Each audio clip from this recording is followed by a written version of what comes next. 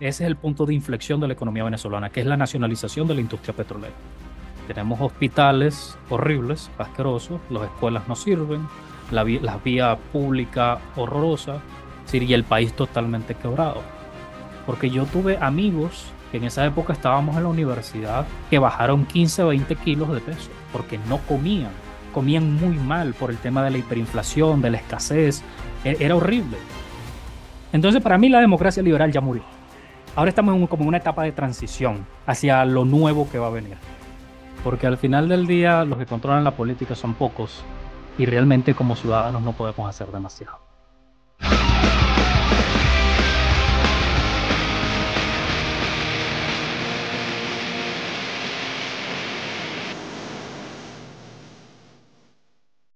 Este es otro episodio más de esta sección que ha empezado a nacer hace poco, que se llama Mates en Ancapia. Así que nada, la verdad que es una sección más tipo podcast, donde me gusta hablar con gente que me parece interesante sobre temas que a estas personas les interesan y que obviamente a mí también. Y es como un espacio sí medio descontracturado para poder charlar, surge un debate que surja, pero lo más importante para mí es eso, encontrar puntos en común y descubrir visiones interesantes sobre distintos aspectos filosóficos, políticos, históricos, lo que sea. Así que para mí es un gusto tener acá Ludus Políticos, eh, es un canal que lo vengo siguiendo hace mucho tiempo y su calidad es altísima. Así que es un gusto tenerte acá. No, bueno, muchas gracias por invitarme. Intento que mi contenido, aunque no es muy frecuente, sea, tenga al menos un nivel de calidad que sea como mínimo decente. Claro. Bueno, mi canal a través de los años ha sufrido como diversas modificaciones o me he orientado a distintas cosas según lo que me apetezca en el momento. No soy una persona que se mantenga rígido con una clase de contenido, aunque digamos que ya tiene su estilo bien definido, porque digamos que las grandes ramas dentro de mi propio canal es la historia, la política, las series y las películas. Y en muchas ocasiones mezclo todos esos conceptos en un solo video porque de alguna manera las películas y las series también tienen su carga filosófica, su carga política, sus mensajes políticos, y no son temas que se antagonicen entre sí, sino más bien se complementan muy, muy, muy, muy bien. Es verdad. Y te quería preguntar algo porque uno lo entiende, pero muchas veces cuando ve a otro divulgador digital, uno se pregunta, ¿por qué la divulgación política y filosófica? ¿Por qué dijiste voy a empezar con este canal y voy a ir por este camino de conocimiento y divulgación? No, eso es bien curioso porque mi propósito con mi canal era hablar solo y exclusivamente de historia y de política, pero más de teoría política que de política actual. Porque hablar de política actual siempre genera, no sé, tal vez bastante estrés y no hay mucha honestidad intelectual al momento de hablar de la política actual. Mientras que con la teoría política tú te ciñes a los libros, a lo que a lo que dice el autor y un nivel de interpretación propio que puede generar un debate muchísimo más serio y más honesto que la política actual. Claro que cuando sucedió un cambio muy particular con mi canal y es que vi una película llamada Taxi Driver de los años 70 de Martin Scorsese y que me gustó mucho en ese momento y que me llegó bastante a nivel personal. Entonces dije, voy a probar con un video sobre películas. Claro, ese video es mucho más un resumen que un análisis de verdad, pero decidí hacerlo y para ese momento yo tendría alrededor de 300 suscriptores. El canal apenas estaba comenzando. Una vez que lo subí, tuvo unas pocas visitas, no más de 50 en un mes, pero en esa misma época se estrenó esta película Joker y muchos canales grandes de películas comenzaron a comparar Joker con Taxi Driver, porque tienen una historia muy similar y personajes muy similares. Entonces allí, esta película, Taxi Driver, creo que nada más existía un solo video de alguien hablando de esa película y creo que era, no sé si un canal argentino o uruguayo. Um, pero era un video igual que en ese momento tendría como 4 o 5 años ya. Y cuando la película Joker comenzó, se volvió viral prácticamente, y los grandes creadores de contenido de cine hablaban y los comparaban con Taxi Driver, este video en particular comenzó a recibir muchísimas visitas, porque era prácticamente el único contenido nuevo en español sobre esa película y todos aterrizaban en ese video. Entonces, en el lapso de 2, 3 meses más de haberlo subido, este video pasó de apenas 100 visitas a 5.000, a 10.000, a 20.000, a 40.000, 50.000, y al mismo tiempo mi contador de suscriptores pasó de 300 a 3.000 en un muy poco tiempo. Y esto me dio la idea de, ok, puedo hacer más videos sobre películas, pero también agregándole conceptos filosóficos y agregándole conceptos políticos. Porque como te dije, las películas en sí tienen una carga política importante o un mensaje político importante. Por ejemplo, Taxi Driver, aunque trate sobre la historia de un hombre que se enamora de una mujer, también tiene una carga importante, por ejemplo, que es un veterano de la guerra de Vietnam y todas las implicaciones que tiene un veterano de guerra que queda traumado, que queda en la indigencia, que esto ocurre en la actualidad y que en la actualidad en los Estados Unidos aún hay veteranos de la guerra de Vietnam que están viviendo en las calles. Sí, eso es verdad. Yo hace un par de años estuve por Nueva York y era choqueante porque había muchos. O sea, realmente viviendo en el metro era muy choqueante. Era muy choqueante porque vos veías ahí, estaban con los uniformes incluso algunos y nada, muy, muy, muy triste. Sí, y la cuestión de divulgar, ya sea sobre teoría política, historia, además, eso siempre lo tuve porque a mí me gustó muchísimo, me ha gustado siempre la historia y la teoría política. Y de hecho, tuve unas cuantas páginas de Facebook exitosas, cuando las páginas de Facebook eran prácticamente la fuente principal, no solamente de información, sino también de memes. Entonces, recuerdo haber creado una página llamada Política para Tontos, en donde publicaba citas, creaba imágenes y con citas de políticos de todos los países, de figuras históricas, de filósofos y demás, y en los comentarios se mataban porque nadie estaba de acuerdo o entre ellos mismos se insultaban y demás. Entonces, esa página fue muy exitosa, creo que llegó a tener unas 300.000, 400.000 personas. Hasta que Facebook, en una cruzada de eliminar un montón de contenido, porque también subía, por ejemplo, contenido de Adolf Hitler y del nacionalsocialismo, entonces hubo esa cruzada en las redes sociales en general, en Internet, de eliminar cualquier tipo de contenido que estuviese relacionado a esos temas. Fascismo, nacionalsocialismo, digamos ideologías políticas extremas. Pero yo no lo hacía con el propósito, porque comulgaba con esas ideas, sino por el mero hecho de divulgar esa información, pero desde el punto de vista histórico o didáctico o académico. Pero la página me la bajaron y bueno, ya no me pude recuperar. Se intenté abrirla de nuevo, pero no fue lo mismo. Claro. Y ahí te fuiste para el lado de YouTube directamente y dijiste, Sí, voy a volcar todo esto en videos. sí, porque YouTube te da un espacio, te da más maniobra para hablar de temas polémicos. Ujú. Puede que te desmoneticen, puede que a lo mejor limiten algo tu alcance dependiendo del tema, pero te da mayores probabilidades de llegarle a más personas. Y algo interesante de YouTube es que le da mucha oportunidad a los canales pequeños. Porque cuando un video tuyo, así tenga 100 suscriptores, tal cual como me pasó a mí, igual lo recomienda, igual le llega a las personas. Eso es verdad. Yo creo que bueno, principalmente yo no estoy con el foco en querer monetizar el canal. Obviamente Claro. se puede desde ya, pero mi principal norte es hacer contenido de calidad y que yo me sienta primero orgulloso de eso y decir, bueno, nada, hablar de temas que Ah, creo que para mí son interesantes y que por ahí no veo mucho contenido sobre eso en YouTube, ¿viste? sí, igual yo tengo mi canal monetizado, pero tampoco me representa la gran cosa porque para vivir de YouTube tienes que dedicarte exclusivamente a YouTube y generar una cantidad bestial de visitas. Sobre todo para gente como nosotros que estamos en Latinoamérica y tenemos público mayoritariamente latinoamericano. Tenemos que generar millones de visitas al mes para poder vivir de esto.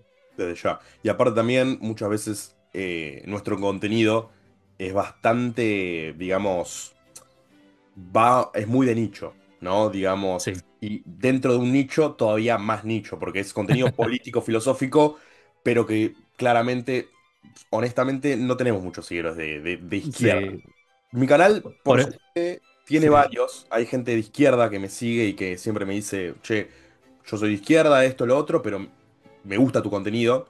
Lo que para mí es muy valorable y siempre les digo, esos comentarios para mí son más valorables que alguien que me venga desde mi Sí, propio ámbito y me diga, che, me gusta tu contenido porque ya sé que te va a gustar porque comulgás conmigo, ¿no? sí, Pero claro. cuando viene alguien del otro lado y te dice, che, mirá, tipo, tu contenido está muy bueno y no estoy tan de acuerdo con las cosas que decís, pero es de muy buena calidad y me gusta, lo valoro mucho, digo. Así que Eh, por suerte hay algo ahí, pero es lo que te digo, es muy de nicho y es difícil y, conseguir, digamos, masividad. y con el tema de la polarización política es algo que a mí me da bastante risa porque yo he subido videos de gente o de personajes con ideologías políticas muy contrarias. Por ejemplo, tengo un video que es uno de los más vistos de mi canal, que es sobre Vladimir Lenin, que debe tener alrededor de 100.000 visitas en este momento. Cuando lo subí, había gente en el mismo y exacto video acusándome de fascista y de comunista al mismo tiempo. Bueno, eso a mí me pasa, creo que hubo un video, no, sí, sí, donde uno me acusaba de ultraconservador, que yo soy, o sea, mi filosofía política es anarquismo stirneriano, individualista, o sea, más lejos que el conservadurismo no puedo estar, y otro acusándome de satanista. Y yo digo, tipo, Joder. tipo, es como muy... es gracioso, pero cuando te lo pones a pensar un poco más, decís, che. ¿Qué está pasando, no? Porque está bien que un poco siempre yo pienso que los discursos en los medios de comunicación, principalmente las redes, suele ser casi una especie de parodia de lo que se vive en la vida por fuera, ¿no? Pero Sí, algo de eso, bueno, últimamente con lo que estuvo pasando estos días, creo que empezás a notar cómo tal vez la parodia de las redes sociales se está trasladando un poco más a la vida del día a día, ¿no? sí, por supuesto. Y también yo soy muy activo en Twitter y Twitter es probablemente el pozo séptico de Internet en cuanto a opiniones políticas, porque tú te puedes encontrar, imagínate, yo soy venezolano. Venezuela es un país muy mestizo, en donde todos nos mezclamos con todos. Es decir, yo, por ejemplo, yo puedo pasar por blanco. Yo puedo decir, pero mis dos hermanos son negros porque mi madre es negra, pero mi papá era blanco. Entonces, me ha ocurrido en muchas ocasiones cuando estoy hablando de, ni siquiera es que estoy diciendo que apoyo algo o no apoyo algo, sino que estoy planteando un tema y entonces, por darte un ejemplo de un dato. En Estados Unidos, lamentablemente en la comunidad negra, hay mucha ausencia paterna, como sucede en Latinoamérica, en muchos países latinoamericanos. Entonces, alguien puede venir y decirme, es que tú eres un racista, pero no me conoce a mí, no conoce mi entorno, que soy una persona mestiza, y me dice racista. Pero es porque estás diciendo opinión que sea esencialmente racista, sino una opinión que plantea un problema que, por supuesto, algún racista va a agarrar y lo va a usar a su conveniencia, pero es una realidad. Entonces, por eso el tema de la polarización política y por eso Twitter es un lugar en donde que se alimenta muchísimo del odio o de la polarización extrema de las opiniones políticas. Y ni siquiera tienes que ser extremista de una ideología para que te consideren como tal. Pero resulta, y la paradoja ocurre, es que quien te está acusando de extremista teniendo una posición moderada es el verdadero extremista. Sí, desde ya. Y también hay una cuestión ahí que yo siento que está muy potenciado por las redes sociales en general, pero bueno, Twitter con el tema del tweet, es que hay mucho recorte, ¿no? Mucho recorte de información. Entonces, muchas veces los temas que nosotros tratamos son temas muy complejos, por ahí no tanto a la hora de explicarlo. Yo creo que incluso las cosas más complejas se pueden explicar de una forma sencilla. Sí, sí. Pero algo sencillo no es igual a algo corto, ¿no? O sea, tenés que hacer un Sí, por trabajo supuesto. de, che, mira, bueno, te voy a llevar por este razonamiento, ¿no? Lleva un tiempo. Y es algo que las redes sociales no te dan. Tiempo es lo que menos tenés en las redes sociales, ¿no? Tenés que cautivar en un segundo menos, porque Sí. si no ya pasaron de vos. Entonces, creo que eso también potencia muchos malentendidos, ¿no? Mucho recorte de Sí, información, mucha esto de, bueno, porque está bien que están los hilos de Twitter, ¿no? Pero a pesar de eso, mucha gente se queda con una parte y sigue. claro. Entonces, vos Y que dijiste, además lo interesante de Twitter es que también es una plataforma a la que le puedes llegar a muchísimas personas, demasiadas personas que realmente no te conocen y nunca te han seguido. Por ejemplo, otro tema. muy particular. Por ejemplo, a mí se me ha acusado de homofóbico, cuando yo desde el 2015, 2016 tengo tweets en donde apoyo la adopción o sea, por parejas homosexuales de niños y apoyo el matrimonio igualitario. Y mucha gente por algún tweet que pueda ser ni siquiera sacado de contexto, sino que la persona lo interpretó de la peor manera posible, te acusa, hey, tú eres homofóbico porque dijiste esto aquí, pero no es el caso. Entonces, no es también el tema de la inmediatez de la información, que las personas no, cuando leen a alguien, no se dedican a explorar un poco qué es lo que piensa realmente esa persona, sino que te agarran ese pedacito o ese pequeño tweet que tú hiciste y a partir de allí también te encasillan como en una especie de pack ideológico. A lo mejor tú estás a favor de la tenencia de armas, del porte de armas.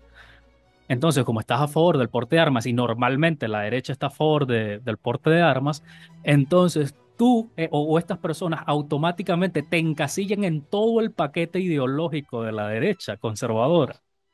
Entonces, no es que solamente tú apoyas el porte de armas, sino que tú odias a los homosexuales, odias a los negros y odias a todo el mundo, porque simplemente hay una cosita, una sola entre muchas, o una sola con la que concuerdas con este espectro político. Pero Mm. entonces también, si tú dices que puedes llegar a apoyar, qué sé yo, la educación pública, que ese es el estándar en Latinoamérica, la verdad.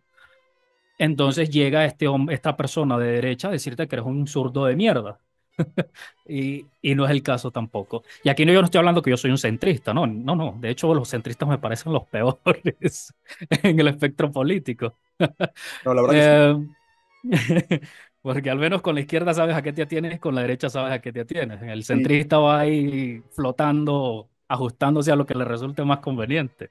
Yo sí, soy un liberal clásico, yo sí. tengo muchos amigos conocidos así del ámbito eh, conservador, libertario, de distintos aspectos. Y realmente tengo un amigo que es español, con el que hablamos muchas veces sobre estos temas, Daniel Leiva, creo que también tiene un canal.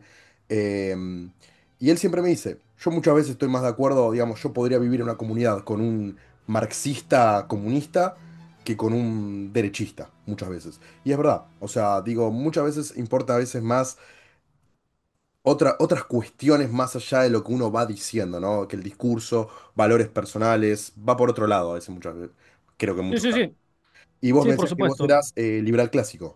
Liberal clásico, sí. Yo te diría que no soy el típico liberal clásico fronteras abiertas, sino yo soy un liberal clásico más del estilo patriota. Claro. ¿Sabes? De este estilo. Yo no te diría que como el estilo de Simón Bolívar, pero sí más como otro prócer de la independencia de nuestro país, que es Francisco de Miranda. Ujú. Y de hecho él participó en la Revolución Francesa y también en, si mal no recuerdo, incluso en la independencia de los Estados Unidos. Y de hecho Francisco de Miranda es el único americano que tiene su nombre grabado en el Arco del Triunfo de Francia. Mira. Eh, y de hecho se le conoce como el americano más universal. Entonces, este liberalismo em, no es que se diferencie demasiado de la visión de los padres fundadores de los Estados Unidos, pero digamos que mi liberalismo es, yo estoy a favor, por ejemplo, de la educación pública, pero desde un estilo un poco más de Milton Friedman, que es a través de los vouchers escolares, por ejemplo. Em, con el tema de la salud pública, también con un sistema más o menos similar. Y claro, yo viniendo de Venezuela, que he vivido mi vida adulta, más que todo en el socialismo del siglo XXI, o el socialismo entre comillas bolivariano, que ese es también un término que manoseó demasiado el chavismo, porque el bolivarianismo original va más para un sistema más republicano o un sistema más liberal clásico, mucho más parecido al sistema estadounidense. Pero Claro, claro, como Simón Bolívar es nuestra figura más importante, pues obviamente se lo robaron y lo manosearon para involucrarlos con el socialismo y el marxismo o el socialismo cubano. Así claro. como el socialismo cubano se robó a Martí, que es también un prócer muy alineado porque todos pensaban, o no todos pensaban igual, pero sí de una manera muy similar para esa época. Ujú. Además, Entonces, sí. perdón, no, quería Ujú, decir una cosa con esto que vos decías de cómo grupos políticos, porque también, obviamente, esto pasa de la derecha también, toman personajes históricos y ujú, transforman esos personajes en un elemento de propaganda. Eso pasó siempre. Yo creo que ese también fue uno de mis puntos de quiebre a la hora de decir, che, voy a empezar a hacer un canal donde voy a tocar temas que mucha gente cree entender, pero voy a decirles otra cosa, otra visión sobre la misma historia que muchos creen conocer. claro. Un poco, no voy a decir haciéndola más objetiva, porque creo que en temas de ciencias sociales la objetividad es por poco imposible. En general, yo creo que un poco la objetividad, no digo que no exista, pero que es muy difícil llegar a algo parecido Sí, a la objetividad, pero en ciencias sociales es todavía más difícil. Entonces, tocando temas por ahí como la Revolución Industrial, temas como la Revolución Francesa, la caída de los imperios, cuestiones que mucha gente dice, bueno, pasó por esto, pero yo digo, che, hay otros aspectos que esa visión historicista que te la dan desde la política, justamente, porque funciona como como una propaganda, básicamente, sí, no te cuentan. Así que también me sí, parece sí. eso un aspecto interesante Ok. digamos, reflexionar, ¿no? Sí, volviendo al caso de Venezuela, porque bueno, es lo que más he vivido en mi vida. Viví un par de años fuera de Venezuela también. Ujú. Eh, pero la historia contemporánea de Venezuela es muy interesante, por el hecho de que la primera mitad del siglo XX nuestro país fue gobernado esencialmente por dictaduras, hasta 1958. A partir de allí vino el proceso o la etapa que le dicen la etapa democrática, que duró 40 años, hasta que llegó Chávez en el 98. Lo curioso es que la historia venezolana, decía un autor que era de paso marxista, se cuenta mucho en función de pasiones, de este es bueno, este es malo, cuando la historia no debería interpretarse de esa manera. Claro, hay gente que es objetivamente mala por las cosas que ha hecho, pero desde el punto de vista político o histórico, mejor dicho, las cosas tienen que expresarse y tienen que explicarse de la manera más neutral posible. Se tiene que contar lo malo, se tiene que contar lo bueno, pero desde una visión neutral. Por ejemplo, Venezuela realmente existe como república hasta inicios del siglo XX, porque antes de eso eran, digamos, caudillos regionales que controlaban ciertas zonas del país y ahí más o menos había la idea de un país en conjunto. Pero llegó un hombre llamado Juan Vicente Gómez, que curiosamente la revolución se llama Revolución Liberal Restauradora, pero Gómez no era muy liberal que se diga, pero ese era el nombre que tenía. Y gobernó, primero llegó con Cipriano Castro, que gobernó durante 8 o 9 años. Este hombre se enfermó y Cipriano Castro, perdón, Juan Vicente Gómez, que era su compadre, le dio un golpe de Estado y se quedó con el poder durante 27 años. Entonces ahí hubo una etapa hubo como una herencia política de Gómez a otro personaje histórico que se llamaba Eleazar López Contreras, que quiso desmilitarizar un poco la política venezolana, porque esta fue una dictadura militar, la de Juan Vicente Gómez. Y luego hubo una primera elección en donde ganó otro militar, pero que también quería civilizar más el país, que se llamaba Isaías Medina Angarita. Curiosamente, hubo un golpe de Estado en 1945 y 2 años después se llamó a unas elecciones que fueron las primeras elecciones en donde se involucraron hombres y mujeres para el voto, porque el voto femenino se instauró en el 45, 46, por ahí. Entonces ganó un poeta, un escritor llamado Rómulo Gallegos, que no gobernó más de un año porque le dieron un golpe de Estado.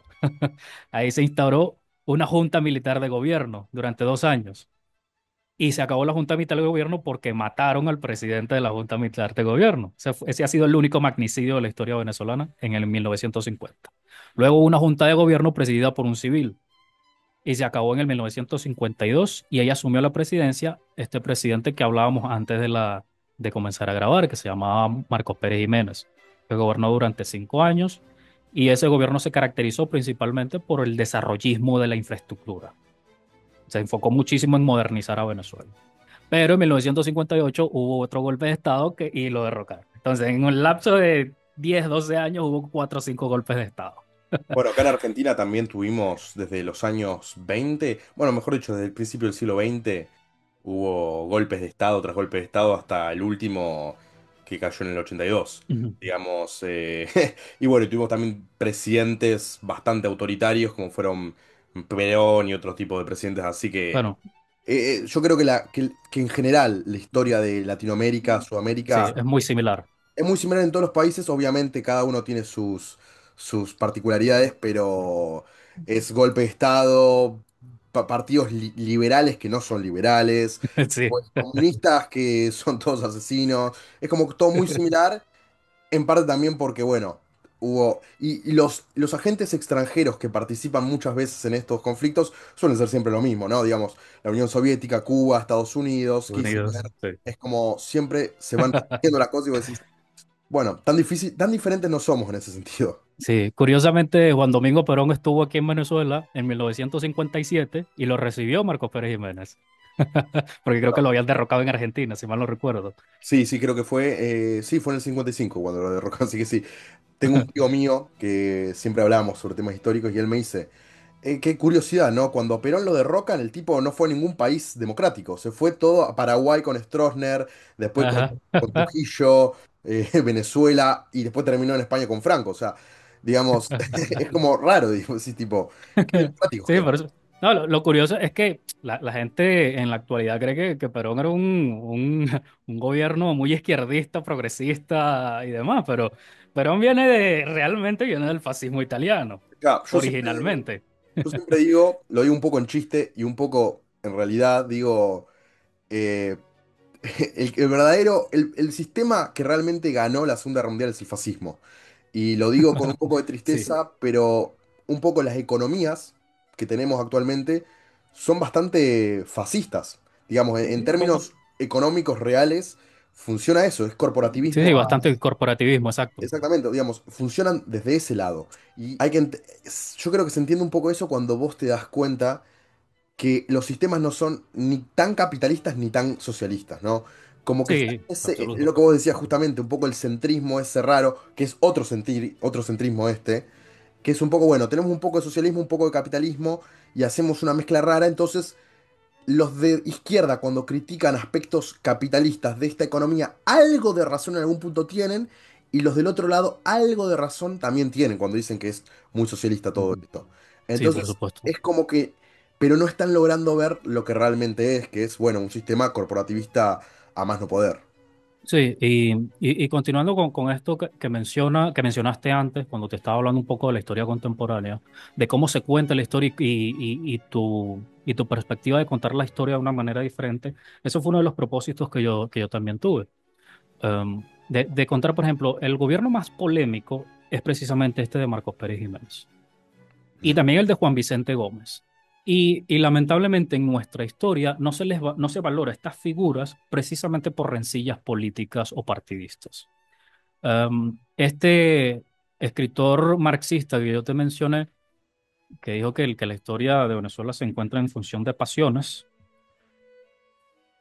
él dice, yo lamento profundamente que en Venezuela no haya una plaza Juan Vicente Gómez.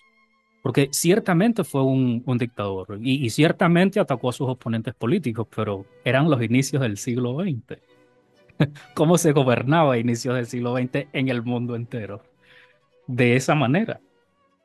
Realmente se gobernaba de esa manera. Y además él se encontraba con un país completamente dividido, con caudillos regionales, y él se erigió obviamente como el caudillo de los caudillos y controló todo. Él fundó la República de Venezuela, fundó la Hacienda venezolana, fundó las Fuerzas Armadas venezolanas, básicamente creó el país. Entonces, más allá de que con los ojos de hoy estemos viendo que lo que hizo, ciertas cosas que hizo estuvieron mal, también tenemos que entender la importancia histórica de este personaje sobre la existencia de nuestro país. No es que solamente aportó en una cuestión muy particular, sino que aportó para la creación total de nuestra república. Y con el tema de Pérez Jiménez, lo que pasa es que justo después del gobierno de Pérez Jiménez, cuando le dan el golpe de Estado, gobiernan quienes fueron sus adversarios políticos durante su dictadura. Entonces, y curiosamente, Rómulo Betancourt, que es conocido como el padre de la democracia, realmente participó junto a Pérez Jiménez en ese golpe de Estado en 1945. Conspiró este aparente padre de la democracia con las Fuerzas Armadas para acabar con un gobierno elegido democráticamente. claro. Entonces, tenemos la idea de que este padre de la democracia es el hombre más grande, el mayor defensor de la democracia, pero 10 años antes estaba conspirando para acabar con un gobierno democrático. Y a este hombre que igualmente hizo lo mismo, que hizo igualmente lo mismo, un poco redundante eso, pero bueno, que hizo lo mismo, es visto de una manera negativa porque gobernó, sí, de una manera dictatorial. Pero cuando se hizo ese golpe en el 45, se creó una especie de junta que la presidió este padre de la democracia desde el 45 al 47. Él presidió ese gobierno y que también gobernó de una manera un poco tiránica. Entonces tenemos esas percepciones y es que, no sé si fue Churchill el que dijo que la historia la cuentan los ganadores. Desde Y ya. precisamente la historia venezolana la han contado los ganadores. Entonces, cuando llegó el chavismo, ¿qué sucedió? Ellos comenzaron a decir que los gobiernos previos a ellos eran los peores de la historia de Venezuela, cuando por lo menos la mitad de esa etapa democrática fue un periodo de muchísimo crecimiento.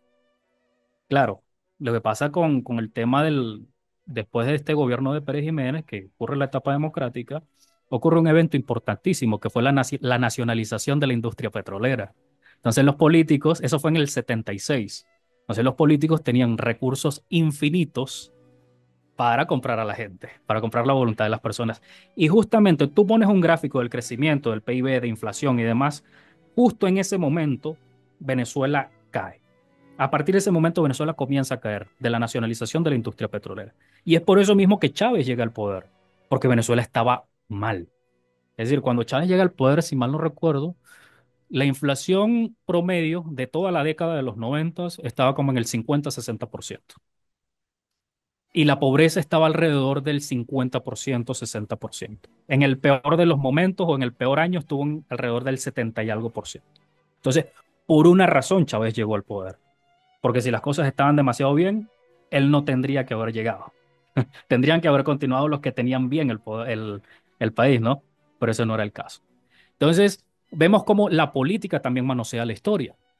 Entonces, Pérez Jiménez no fue tan bueno, pero tampoco fue tan malo. Y los gobiernos de la democracia no fueron tan buenos, pero tampoco fueron tan malos. Ahora, el chavismo sí ha sido malo desde el comienzo. Ya. Bueno, hay algo que yo, justo con esto que decías sobre cómo la historia la cuentan los ganadores y cuando hay un nuevo cambio de poder, ese grupo de personas trata de propagandizar todo lo anterior y lo trata de destruir de alguna forma. Hace poco saqué un video sobre Rhodesia, un país Ujú, africano que, bueno, colapsó y ahora se llama Zimbabue. Y lo que me pareció interesante fue como muchas estatuas de este personaje muy oscuro, llamado Cecil Rhodes, fueron vandalizadas. Y como, me acuerdo que creo que por el año 2019 estaba esta moda de destruir estatuas de los que uno consideraba personajes malos para la historia. claro, Y me resonaba esto que vos decías de este marxista que se preguntaba por qué no había una estatua de un personaje dictatorial. Y yo claro, muchas veces pienso y digo, a mí no me parece bien que se destruya. Incluso las cosas que. Incluso estos personajes que son muy oscuros, por ejemplo Cecil Rhodes. Yo no estoy a favor de que se rompan sus estatuas, se borre su tumba. Me parece bien que siga existiendo todo eso. Me parece que está en cada uno resignificarlo de la forma que uno considere claro, propia, ¿no? Yo creo que una estatua, incluso la tumba actualmente de Cecil Rhodes, sigue en Zimbabue. Mucha gente la quiere destruir, la quieren sacar de ahí. Yo digo, no, para mí está bien que quede. Para aquellos que lo tengan como un héroe, bueno, seguirá ahí. Pero para aquellos que lo vemos como algo, como una herencia del colonialismo más atroz de todos, que siga también ahí para recordarnos eso. No me parece que es nunca una buena táctica, tanto política como de cualquier forma, destruir elementos que sirven justamente para claro, recordar hechos históricos. Y sí. supongo que es un poco la visión también de este marxista que vos nombrabas, decir, che, es parte de nuestra historia y tenemos que recordarlo. Cada uno que lo recuerde como quiere. Pero me parece bien que siga estando ahí esos elementos que nos ayudan a acordarnos de Y esos personajes. hay que entender el valor histórico de eso también, porque si nos ponemos morales respecto a lo que sufrió la gente por lo que hizo tal o cual gobernante, entonces nos quedamos sin países y sin infraestructura en ningún sitio. Las pirámides de Egipto la construyeron esclavos. las tumbamos, nos deshacemos de eso. El Bueno, Coliseo Romano, sí, desde ya. los marxistas son un grupo muy reducido en la política. Es decir, los marxistas puros. Los izquierdistas que tú ves son una mezcla de todas las variantes de izquierdas que puedan existir y son mayoritariamente socialdemócratas, Sí, no marxistas que quieren expropiar absolutamente todo y abolir el Estado, porque a veces la gente se le olvida que el marxismo busca abolir el Estado. No que crezca al nivel de la Unión Soviética, un Estado gigante, hipertrofiado, que controla a todo el mundo. sí. Claro que, y por eso es que siempre existió este enfrentamiento entre Bakunin y Marx del tema de la sociedad sin Estado, porque obviamente el anarquismo va por otro camino y el marxismo va por otro camino para abolir el Estado. Igual tal vez los anarcocapitalistas tienen un camino completamente diferente. Sí. Eh, entonces, Tengo ahí ese es otro. justamente Ujú, con esto que tocaste ahí. Yo siendo anarquista, no soy ni anarcocapitalista ni anarquista de izquierda, soy una ujú. rama todavía más nicho que es stirnerianismo. O sea, es como más solo en el ámbito político no puedo estar, pero sí uno toma, yo muchas veces tomo autores como Bakunin, porque muchas críticas Ujú. que él hace a Marx son muy correctas. Más allá de que después, el gran problema que tienen todos estos sistemas del anarquismo de izquierda es que no pueden, después de que dicen, bueno, sacamos al Estado, no pueden decirte cómo se organizaría una sociedad. Sí. No pueden explicar esa forma, justamente, porque incluso niegan aspectos muy básicos como sería la libre competencia, Ujú. el mercado, entonces no pueden explicar, bueno, ok, digamos, se acaba el Estado y ahora qué, es un poco eso lo que termina Mm. pasando. Yo creo que es como ir un poco en círculos con el tema del anarquismo. Yo creo que yo te podría decir que filosóficamente yo sería un anarquista. Pues no me gusta el Estado, de ninguna forma, de ninguna manera. Pero yo sé que en el mundo real, en el mundo de la práctica, el anarquismo, podríamos llegar a la etapa anarquista, pero eventualmente conseguiríamos la manera de crear otra sociedad con Estado. Porque tendríamos que, para que una sociedad se conserve anarquista, tendríamos que tener a una serie de individuos tan perfectos y tan sólidos con la idea del anarquismo que no habría manera alguna de que alguno se desvíe y quiera controlar el poder de esas sociedades anarquistas. Bueno, una cuestión ahí que yo siempre suelo citar es que, primero y principal, yo no creo que el anarquismo que yo planteo sea un anarquismo mundial, para nada. O sea, porque Claro, muchas veces está la idea de que, bueno, hay que hacer, digamos, en algún punto todos los sistemas políticos y filosóficos que se plantean son sistemas con la... con debajo de lo discursivo se pretenden imperialistas, en el sentido de que quieren ser mundiales. O sea, sí, queremos una democracia mundial, queremos una monarquía mundial, queremos... Todo es, vamos a una gran escala. Y todo se vive desde ese aspecto, ¿no? Un poco creo por el tema de la globalización, todo eso, pero sí. lo que yo siempre digo es, hay muchos casos, no de anarquía actualmente, mejor dicho, hay casos de anarquía, pero no anarquía en términos político y, eh, por así decirlo, de administración de territorios grandes. Sí. Sí, en relaciones humanas, pero lo que yo voy es, hay algunos casos que se acercan más a una ideal anarquía, más ligada al anarcocapitalismo, en países muy pequeños y muy capitalistas, como son por ahí, Ujú. digamos, las pequeñas monarquías europeas, como es el caso de Mónaco, Sí. Liechtenstein, bueno, Andorra, esos países. Bueno, Andorra es un caso un poco más raro y más complejo, pero países como Mónaco y Liechtenstein son países que obviamente no están cerca de una anarquía, pero sí de estados muy Muy pequeños, pequeños, muy reducidos. exactamente, y que dan mucha libertad a las personas para con el Estado. O sea, Sí, Liechtenstein sí. y Mónaco, bueno, Mónaco creo que no, pero Liechtenstein, si vos querés, por así decirlo, separarte del país, podés hacerlo. Tenés, digamos, es el único país donde la Ok. secesión está legalizada. Lo que es muy llamativo, o sea, el único país donde la secesión está legalizada porque Sudán también la tiene. Pero bueno, Sudán, digamos, Sí. eso es otro caso rarísimo.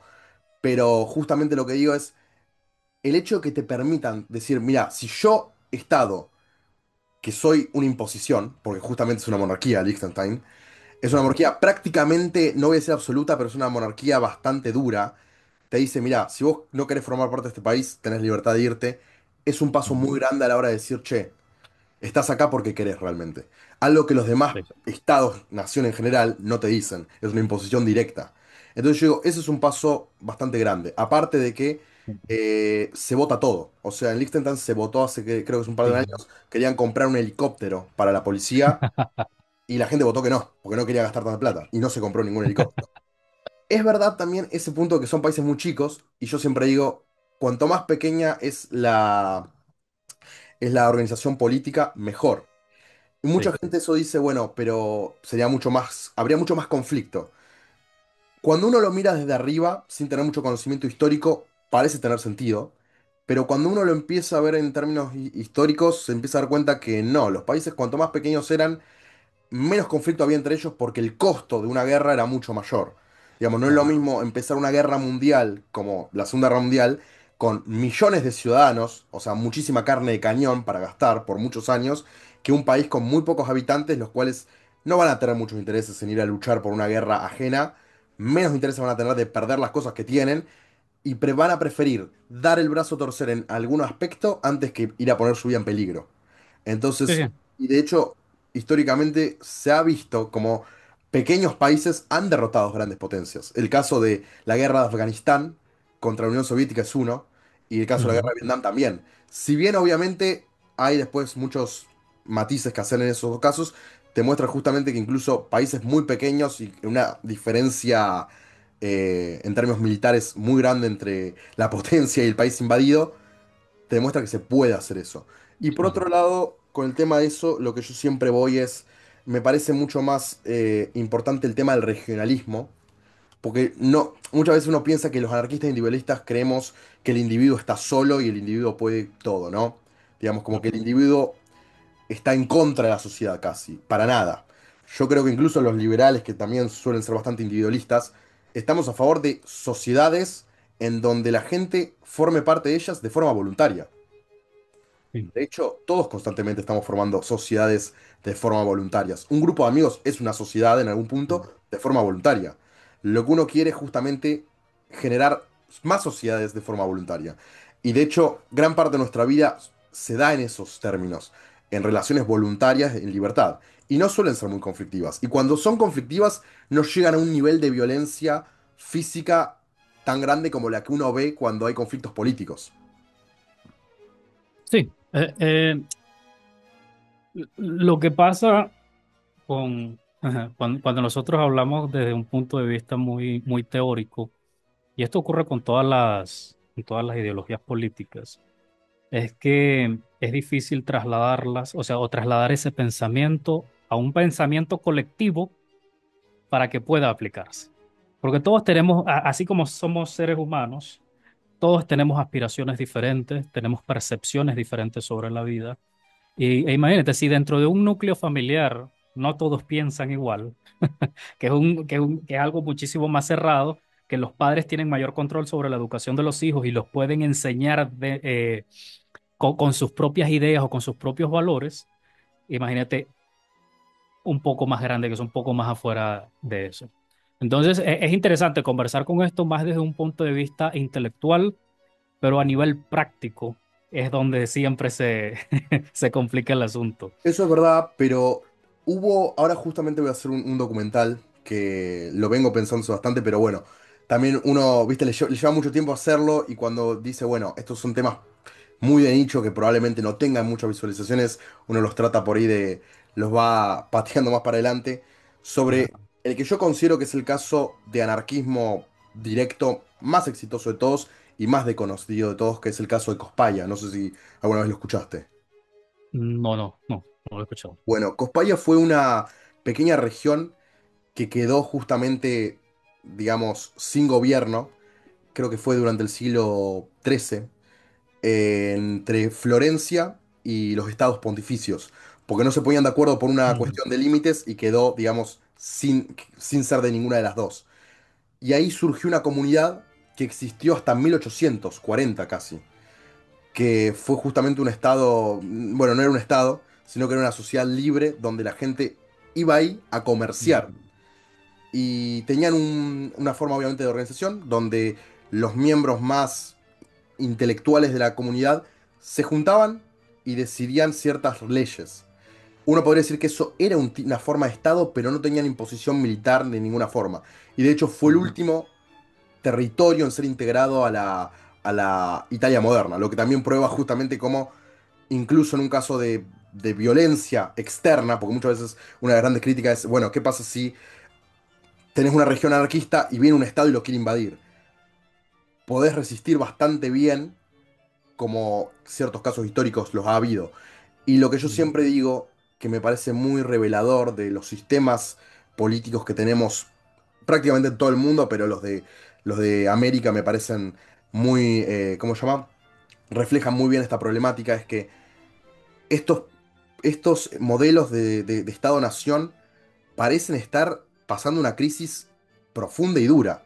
Y los vemos en sí, Estados Unidos, lo vemos en Argentina, más allá de quién gobierne. Hay una especie de crisis interna. Estos sistemas no tienen más de 200 años, prácticamente. Cuando ujú, esta región pudo vivir por 400 años en relativa sí, paz. Entonces yo digo, hay algo sobre el tema que es algo que me parece interesante también preguntarnos, incluso del lado estatista, ¿no? Digo, como que ujú, también el camino que yo planteo para llegar a estas comunidades es muy lento. Primero va por el lado también de cambiar un poco el chip de la cabeza, ¿no? Digamos, yo creo que la sí, batalla cultural en ese sentido es muy importante en todo sentido. Incluso, digamos, creo que muchos pensadores, divulgadores también de otros aspectos políticos están de acuerdo con eso siempre. Y después va para el lado práctico. Pero yo digo incluso, los estados-nación tan grandes suelen ser muy problemáticos. Suelen ser muy sí. problemáticos y lo estás viendo en distintos países. No importa si gobierna la derecha o la izquierda, la crisis dentro de esos, las facciones se empiezan a ver y es muy problemático. Muchas veces esta idea de que, bueno, el patriotismo y estas cosas que no me parecen mal cuando son regionalistas, en términos de que yo siento amor por el pueblo de donde soy, por la ciudad de donde soy, por la gente que conozco a mi alrededor. No tengo ningún problema, me parece que eso es muy positivo. Me parece justamente es un poco lo que vos estabas queriendo decir con esto de es importante encontrar puntos en común aunque no estemos de acuerdo en otras cosas por ahí fundamentales, pero me parece que uno empieza a ver cómo estos sistemas por ahí no son tan estables como uno creería. No, no, es que no lo son. Es decir, ¿cuántos países en el mundo entero tienen un sistema democrático? Realmente. No lo sé, yo creo que también... Muy pocos. Realmente, o sea, realmente son muy pocos. Ujú. Tal vez los países europeos, los Pero países incluso esos cada latinoamericanos vez que ni si... Sí, están y los teniendo países también más problemas. latinoamericanos son extremadamente inestables. Podemos tener elecciones, pero ¿realmente somos países democráticos? No lo sé. Um, Yo Fuera creo de eso, en Asia, esa crítica que estás haciendo vos la levantan mucha gente, incluso también. Yo no soy democrático, obviamente. Yo, como siendo no, anarquista, soy mucho más. Eh, la critico bastante la idea. Pero entiendo mucho a las críticas que hacen incluso gente que se considera democrática diciendo, che, esto no es una democracia real. Y lo comparto, de ya que no lo es. Porque es lo que vos estabas diciendo, justamente. Hay movimientos dentro del propio sistema que se dice democrático que van en contra de su propios postulados que ellos dicen defender. ujú. Entonces, a lo que voy es, primero, la democracia es un sistema muy nuevo, o la democracia moderna es demasiado nueva y muy pocos países la practican. Hay democracias en Medio Oriente. ¿Cuántas democracias hay en África? ¿Cuántas democracias hay en Asia? Muy pocas, digo, por no decir ninguna. Latinoamérica, Ah, como te dije, tenemos sistemas IKE democráticos, pero son extremadamente inestables, no se sostienen nunca. No hay políticas de Estado, hay políticas partidistas. Es decir, más allá de que Estados Unidos tenga sus problemas, ellos tienen bien definido como Estado cuáles son sus políticas, más allá de quién esté gobernando. No importa si esas políticas son buenas o malas. Simplemente ellos tienen establecido una manera de ser porque son una potencia. Mientras que acá en Latinoamérica o en los países que no están desarrollados, llega un presidente de esta ideología, hace estos cambios políticos o comienza un proyecto X en la educación, en infraestructura o lo que sea. Obviamente se termina su mandato, llega otro político de otra ideología política y en lugar de continuar los proyectos que este otro dejó, ¿qué hace? Los detiene, los disuelve y no hay un crecimiento real porque no hay una coherencia al momento de gobernar. Porque los países nórdicos, más allá de que tienen un estado de bienestar gigantesco, eh, se han venido desarrollando también desde los años 90 porque hay una coherencia al momento de gobernar. Por ejemplo, Dinamarca la han gobernado socialdemócratas, conservadores, liberales, y es un país que no ha parado de crecer. Noruega es exactamente igual, tiene un estado de bienestar muy fuerte, pero orientado también a la economía de mercado, porque ¿quiénes van a sostener el estado de bienestar? Las empresas, pagando impuestos. Los que producen. Exactamente, y ellos también tienen mucho petróleo, y aquí hago el paralelismo con Venezuela. Nosotros también tenemos un montón de petróleo, pero ¿qué hizo Noruega? Se guardó todo el dinero que obtuvieron de la renta petrolera, y creo que ellos tienen un fondo tal vez de 800.000 millones de dólares, mientras que los venezolanos, 90% de pobreza. Sí, hay algo Entonces, ajá, interesante ahí con esto, justamente que vos decís. Incluso también lo que yo estoy notando en estos países que uno pone, realmente hay un tema que me parece central en lo que estás diciendo, que es el tema de la estabilidad. Cuando un país, más allá de que tenga cuestiones muy negativas o no, lo que sea, hay estabilidad en una región, obviamente eso es mucho más fructífero para las personas que viven ahí. Digamos, eso de ya, y es algo que, como vos decías, como justamente estábamos hablando hace un rato, en Latinoamérica no pasó casi desde que se independizaron estos países. Hubo clima siempre de inestabilidad desde ese entonces. Mientras que en estos países sí hubo, digamos, largos periodos de estabilidad. Y a su vez otra cosa que me parece interesante es como que, como incluso en países donde tienen un estándar alto en temas de democracia y estabilidad, cada vez uno empieza a notar más cómo eh, hay un cambio. hay un cambio a peor. Digamos, porque si Ujú. bien justamente creo que hace no mucho tiempo veía una predicción de cómo estos países nórdicos iban a empezar cada vez a tener más crisis económicas. En gran parte por estas políticas de bienestar que tienen. Porque Ujú. no son justamente, no se pueden mantener a largo plazo. Claro. Y ese es un tema justamente que creo que va a empezar a afectar también a la política, ¿no? Porque cuando la economía empieza a ir mal, los políticos tratan justamente de empezar a salvar con otro tipo de políticas de bienestar, cada vez peor, y bueno, se empieza a ir todo el carajo, ¿no? Digamos. Pero incluso en países como Estados Unidos, justamente donde estamos, vos me decías esto de que tienen, es verdad, gobiernen los demócratas, gobiernen los republicanos, suelen tener como las bases y los fundamentos muy firmes. Creo que en los últimos dos gobiernos, contando el de Trump y el de Biden, empezamos a ver cómo, digamos, se ha empezado a ver un poco más de cambios fundamentales en la forma de gobernar de cada Sí, uno de los dos, ¿no? Y creo claro. que preocupa, porque yo digo, che, mirá, yo estuve hace un tiempo en Estados Unidos durante el gobierno de Biden y había estado en el gobierno de Trump también antes. Y notaba, digo, che, hay una diferencia grande en términos de cuál es el sentimiento político de la gente y cómo lo estás viendo. Es que algo, y nosotros tenemos que ponerle muy bien los ojos a Estados Unidos porque lo que ocurre en Estados Unidos eventualmente se traslada a Latinoamérica. Nosotros copiamos lo que hace Estados Unidos de una manera bastante pobre, pero lo copiamos. Sí. Entonces, lo que sucede en Estados Unidos eventualmente va a tocar a Latinoamérica. Y yo creo que el problema fundamental pasa por una infantilización total de la política, en donde se supone que nuestros representantes, y digo nuestros porque, por decirlo nada más, porque los políticos no me representan en absoluto, eh, se comportan como niños. No son ya profesionales, no son estadistas, no son nada de eso. Simplemente son los empleados de sus partidos políticos. Entonces, no hay, por eso yo te menciono el tema, yo no soy un liberal clásico como se le conoce, soy un liberal clásico patriota, porque yo creo que cuando hay una identificación con el país, tú trabajas en función de ese país. Y esto te lo hablo desde el punto de vista político.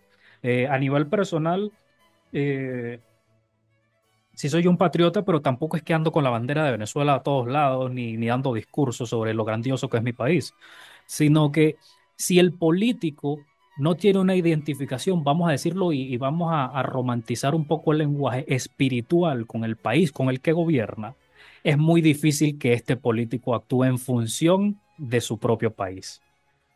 Porque si los partidos políticos son un negocio y a mí lo que me interesa es la plata nada más, no me importa lo que suceda con mi país. Me importa es lo que le puedo extraer al Estado. Entonces, eso es lo que ha estado sucediendo con los partidos políticos en general en todo el mundo, incluyendo a Estados Unidos. Yo recuerdo una frase de Clint Eastwood, que él es libertario, y dice, yo no soy ni republicano y tampoco soy demócrata, porque los dos han estado gastando dineros como marineros borrachos. Y es así, porque cuando siempre ocurre esta situación en donde hay un gobierno que gasta demasiado, ponles que por lo general son los de izquierda. Entonces llega este gobierno o este candidato de derecha y dice, yo voy a reducir los gastos, yo voy a reducir, a reducir los impuestos también y vamos a eliminar programas sociales que no sirven para nada y no sé qué más. Pero cuando se encuentran en el poder, se dan cuenta y entienden que para preservar el poder tienen que mantener esas prácticas que tenían los otros gobernantes. Estamos Porque si viendo no acá en lo hacen, Argentina con Javier Milei. exactamente. O sea, yo te digo, con mi primo, que es con quien tengo este canal, siempre hablamos de eso y decimos tipo, es un poco, nosotros ya lo habíamos previsto. Nosotros nunca apoyamos a Javier Milei, digamos, desde que tenemos este canal, pero siempre dijimos, tristemente, estábamos viendo hace ya 2 años lo que iba a empezar a pasar ahora, lo que está pasando ahora, con que el tipo Ujú. tiene que ir para atrás con un montón de cosas que en algún punto podría yo llegar a estar a favor, pero vos decís tipo, che, no puede ir contra el sistema que ya está impuesto. Imposible. Exactamente. Y la única manera, y te lo digo que es realmente la única manera de cambiar un sistema por completo sin ninguna oposición ni de la gente ni de tus contrincantes políticos, es estableciendo una dictadura sí o sí. Bueno, No hay otra manera. hay un autor que, esto es justamente lo que estabas hablando.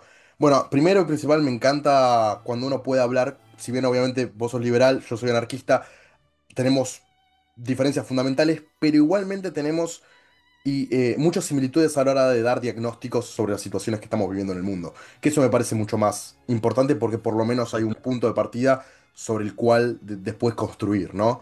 Y hay un autor que a mí me gusta mucho, que es un economista, que se llama Saifedean Ammous, que es también anarquista, él es palestino, y él justamente decía, con el tiempo me estoy volviendo mucho más monarquista que, y tiene razón. Yo también lamento informar que estoy diciendo, bueno, obviamente lo que voy a decir no es aplicable a países latinoamericanos, ¿no? Porque yo creo que por cuestiones históricas, reconociendo nuestra historia y todo lo que ha pasado, pretender decir, bueno, no, la salida es una monarquía es surrealista, ¿no? Creo que es más fácil decir, vamos a una anarquía directamente antes que ir a una monarquía, ¿no? Digamos. Entonces, pero sí, justamente lo que te había dicho antes, los países estos pequeños, Mónaco, Liechtenstein, Luxemburgo, son monarquías donde el peso del monarca tiene mucho, mucho más que en otros países como Inglaterra o España. Claro, Y es lo que vos decías, justamente por esta cuestión de que el monarca ve al país como su propiedad. Y al verla como su propiedad, tiene una mirada a largo plazo, algo que los representantes democráticos no la tienen. Porque Javier Milei está ahora gobernando, ¿no? Pero ya empezamos a entrar en el periodo del gobierno de un presidente en el cual está preocupado por sus próximas elecciones. Porque exactamente. dentro de 4 años Javier Milei va a tener que volver a ganar si quiere seguir con estos proyectos que tiene. Y si la gente no lo vota, no va a poder seguir gobernando. Y es que no solamente se tiene que preocupar por las elecciones presidenciales, sino por elecciones legislativas, porque sin el Congreso no puede impulsar sus leyes. Entonces tiene Exactamente. que negociar, tiene que asociarse con otros políticos, tiene que conceder cosas. Y entonces ahí nos encontramos con que Javier Milei, por necesidad política, tiene que traicionar sus ideales. desde ya. Y hay una cuestión que entonces el monarca, aparte porque el monarca, su partido es su familia. Entonces el tipo va a querer que sus hijos también puedan robarle a su propio pueblo. O sea, el monarca le cobra impuestos a la gente, pero va a ser va a ser lo más inteligentemente posible para que la gente no se rebele. Eso Sí. creo que lo mejor que hizo la Revolución Francesa, yo soy muy crítico de la Revolución Francesa, es asustar a las monarquías, a las pequeñas monarquías europeas. Porque los monarcas europeos, de estos países que yo te acabo de mencionar, saben que son que es muy fácil deshacerse de ellos. Porque Ujú. políticamente es muy incorrecta la monarquía. Digamos, nadie te defiende la Claro, monarquía porque es buena, porque querés al rey. Entonces el rey se tiene que hacer querer. En cambio, la democracia ya parte del principio de que la gente quiere ser ese gobernante. De hecho, teóricamente ganó porque la gente lo quiere. Entonces ujú. ya el político democrático llega al poder respetado. En cambio, el monarca llega al poder siendo, digamos, una escoria, se tiene que hacer querer. Entonces le va a Sí. cobrar menos impuestos a la gente y va a querer que sus hijos hereden un país poderoso y próspero Hay para un poder seguir, caso, digamos, beneficiándose ellos mismos. hay un caso muy particular y que también es un país bastante pequeño, que es Singapur. Los que son más pro capitalismo lo ponen como ejemplo de capitalismo. Y, y, me- y bueno, sí, es una sociedad capitalista, pero no es una sociedad liberal. No lo es. Esto es un país que se independizó en los años 60, a finales de los años 60, ¿cierto? Y fue gobernado por un mismo hombre como por 30 años, que fue Lee Kuan Yew. Era, en esencia, una dictadura. Tal vez no una dictadura tiránica, no una dictadura estilo Adolf Hitler o Benito Mussolini o Francisco Franco, pero era una dictadura y sigue siendo una dictadura. Luego de fallecer el fundador o el padre de la patria de Singapur, entró otro hombre de su propio partido. Solamente ha gobernado un partido en ese país desde que se fundó. Y una vez que este hombre duró, creo que 14 años, este segundo presidente o primer ministro, no recuerdo bien cómo es la denominación, llegó el hijo del fundador de Singapur y que lleva gobernando 20 años. Bueno, entonces aquí es donde nosotros tenemos que analizar, y por eso yo te dije cuántas democracias hay en el mundo realmente. ¿Realmente se necesita una democracia para tener un país próspero o para que la gente se sienta bien en ese país? Es estrictamente necesario. A pesar de que yo mm, tengo mis recelos con la democracia, pienso que es el mejor sistema que podemos tener en este momento, pero no es completa y totalmente necesario. ¿Y qué pasa si la gente decide no tener un sistema democrático como conjunto, las personas como conjunto? Y yo creo que en Singapur decidieron eso, que no necesitan una democracia liberal para funcionar como país. Bueno, en estos Arabia países, Saudí, ujú, Arabia Arabia Saudí Saudita también, sí. es una monarquía, Sí, es y un país Liechtenstein relativo. Ujú. hubo un, ¿cómo se llama esto? Un plebiscito para votar si querían seguir teniendo príncipe o no. Y ganó el que sí, la gente quería seguir teniendo Ujú. príncipe. O sea, me parece, justamente me parece incluso más democrático esa democracia donde el príncipe puede vetar leyes si quiere, puede disolver el parlamento, puede gobernar como un dictador, pero la gente lo quiere así igual. Y de hecho Exacto. Y, no, termina siendo menos dictador, justamente. y muchas democracias, sobre todo en Europa, donde hay muchas democracias parlamentarias, creo que todas prácticamente, no hay muchas democracias presidencialistas allí. Por ejemplo, España, que es probablemente el sistema democrático más repulsivo que pueda existir, porque, es decir, votas a ciertos representantes al Congreso, pero estos representantes siempre votan en bloque. O sea, es muy raro que alguien, por ejemplo, del Partido Popular se salga de la decisión de todo el Partido Popular. Es muy extraño. O que alguien del Partido Socialista decida no votar a una decisión que tomó el partido. Entonces, ¿qué clase de democracia parlamentaria es esa cuando todos los congresistas piensan exactamente igual o toman exactamente la misma decisión? Cuando tú tienes un congreso, cuando tienes representantes, ya sea por municipios, sí, por cómo esté constituido políticamente el país, ese representante tiene que velar por los intereses de esa comunidad que le votó. No la comunidad, no tiene que velar los intereses del partido, sino de su propia comunidad. Porque si yo como representante de mi comunidad voto algo que va a afectar a mi comunidad, pero lo hago solo y exclusivamente para respetar los deseos del partido, entonces yo no estoy representando los intereses de mi comunidad, jamás ni nunca. Entonces, ese es otro, porque yo creo que desde Latinoamérica vemos la democracia parlamentaria como un modelo a seguir, cuando también se puede pervertir de esa manera. Porque si yo tengo un líder del partido y controlo a todos los representantes de cada municipio dentro del Congreso, yo voy a ser el que va a tomar la decisión igualmente. Porque al final del día, aunque no sea en teoría una democracia presidencialista, lo está haciendo en práctica. Eh, Exactamente, eh, sí. Y hay muchos autores que han criticado la democracia desde ese punto, digamos, desde el lado de la democracia puede terminar en una tiranía. Y Fácilmente. justamente, muy fácilmente. Y de hecho, justamente creo que es uno de los grandes problemas que tiene la política partidista en sí. Porque incluso Estados Unidos, el Estados Unidos que a prácticamente toda la gente que está en el ámbito más pro libertad nos gusta, es el Estados Unidos que duró menos de un año casi, desde su creación. Porque al poco tiempo ya el Partido Democrático, creo que el Partido Democrático, no me acuerdo cómo era el nombre original, que era solamente uno, se dividió en dos, justamente. Y por el tema justamente de la creación de un estado de bienestar que fue, se dividieron justamente por la creación de un banco central. Ujú. Entonces, ya desde un inicio empezás a ver cómo este bipartidismo que creo que es muy negativo, Sí, que de hecho ha estado por mucho tiempo en muchos de estos países europeos y americanos. Por ejemplo, Estados Unidos tiene los republicanos, los democráticos, que se viven, digamos, gana uno, gana el otro, gana uno, gana el otro. En Inglaterra lo mismo. En Inglaterra tienen a los laboristas y a los conservadores. Y cada vez este bueno, sistema bipartidista empezó a entrar en crisis.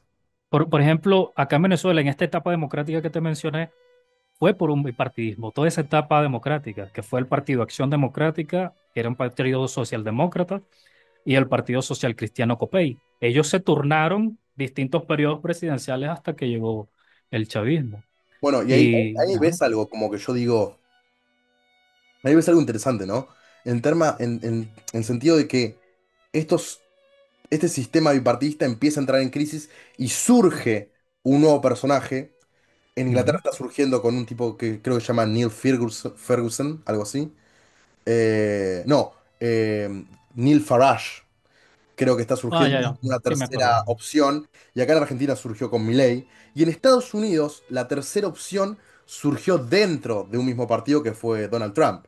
Entonces están entrando en crisis un poco este Lo sistema curioso, bipartidista. lo curioso es que Donald Trump era del Partido Demócrata.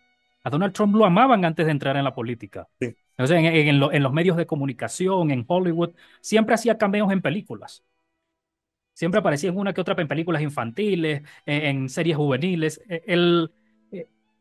Pero una vez que Trump se metió en la política y sobre todo se metió en la política por el Partido Republicano, ahí comenzaron a odiarlo. Al menos digamos, el mundo mediático.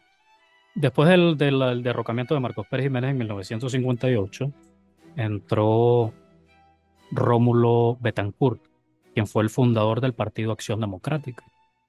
Y justo después de él, mm, si mal no recuerdo, vino el primer gobierno, sí, de Rafael Caldera, quien fue el fundador del Partido Social Cristiano COPEI.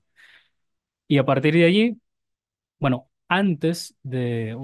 no mentira, justo después del derrocamiento de Marcos Pérez Jiménez, existió algo llamado el Pacto de Punto Fijo, en donde estos dos partidos, de hecho, había un tercer partido llamado Unión Republicana, que, bueno, precisamente pactaron el mantener la política de la manera más pacífica posible para que la democracia pues, se pudiese mantener a través del tiempo.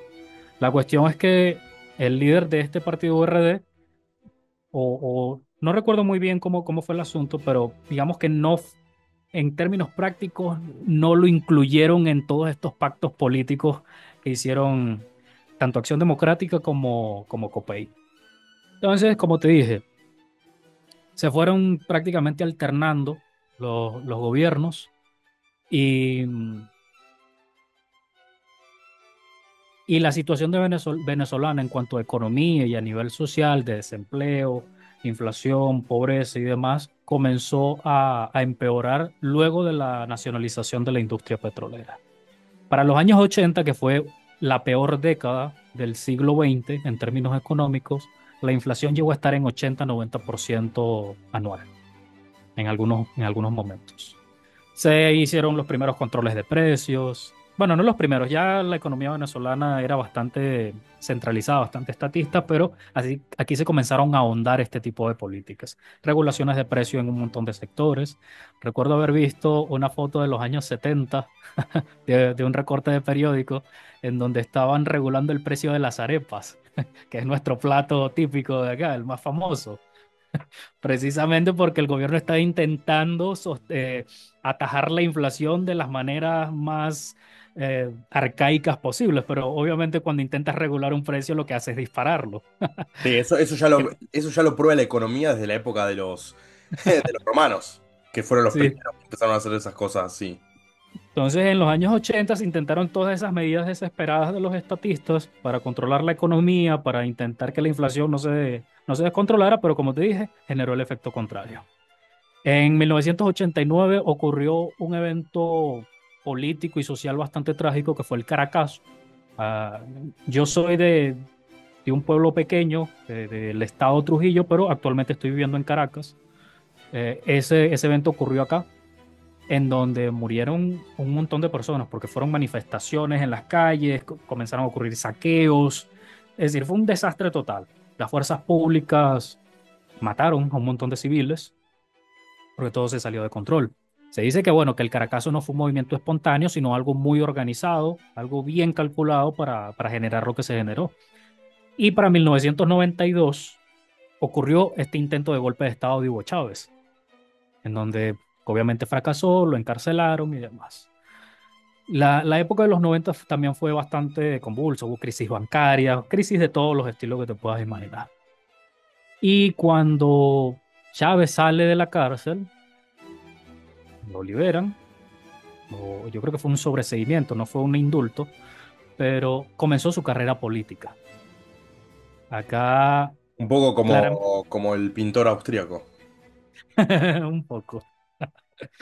Ah, entonces acá comenzó su carrera política, era un tipo muy carismático, era un tipo que se vendía como un moderado. De hecho, puedes encontrar entrevistas de Chávez en los años 90 diciendo que la empresa privada tiene cabida en Venezuela y que es necesaria para el crecimiento del país y que él no es socialista y que él no comulga con esas ideas porque son ideas atrasadas, ideas de otros tiempos y demás. Bueno, Fidel Castro en su momento también había Y dicho sí, que no eran comunistas. sí. En 1958 creo que fue, que Sí, que lo lo dijo. entrevistaron los estadounidenses y él decía, no, eh, no soy comunista. Entonces, gana Chávez. Fue- Mucha gente cree que todo el país votó por Chávez y ganó con el 95% de los votos y realmente no fue así. La gente estaba tan cansada del bipartidismo y de la política que la abstención fue muchísimo más alta que la cantidad de votos que alcanzó Chávez. Entonces, realmente lo que llevó a Chávez al poder fue la abstención. No fue necesariamente que la gente votó en masa por él. Y bueno, ganó y luego propuso una reforma a la Constitución, la típica que hacen todos los tiranos cuando quieren controlar absolutamente todo.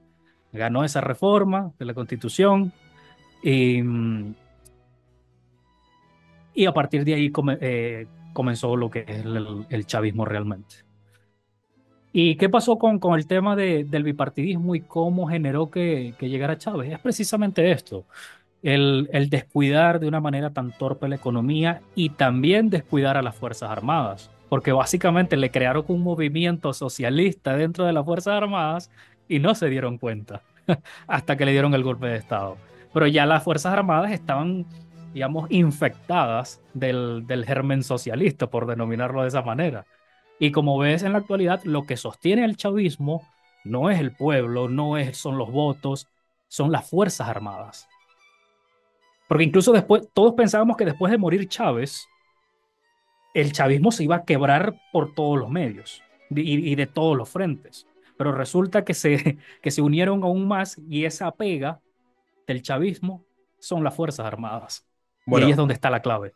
es verdad, eso es muy, eso creo que es una de las grandes, una visión que yo tengo justamente es eso, que la naturaleza última del Estado es la violencia. O sea, el Estado necesita propaganda blanda, pero cuando esta propaganda blanda ya se gasta, ya no está más, viene el poder duro, que es justamente lo Claro. que hace a un Estado, que es el monopolio de la violencia. Entonces, lo que vos estás diciendo justamente es que ya el Estado, ya todo, digamos, las flores se secaron. Así que ahora vamos directamente con el poder de los tanques.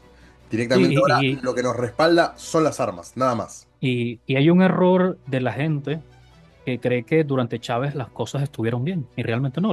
El promedio de inflación de Chávez estuvo creo que en el 25%. La pobreza entre el 40 y 50%. Hay algunas cifras de algunos años que están bastante maquilladas que te llevan la pobreza hasta el 30%. Pero hay un factor importante a considerar. Venezuela era además una economía extremadamente subsidiada a causa de los precios del petróleo, porque cuando estaba Chávez, un barril de petróleo, el precio del barril del petróleo llegó creo que hasta $140.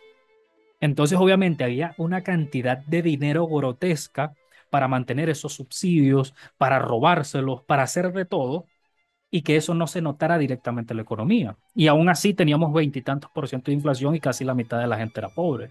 Pero había esta percepción de que todo estaba bien precisamente por tener una economía subsidiada.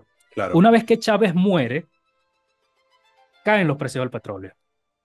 O sea, poco tiempo después, tal vez 6 meses, un año después de la muerte de Chávez, caen los precios del petróleo y a Nicolás Maduro le comienza a explotar todos estos conflictos de la economía.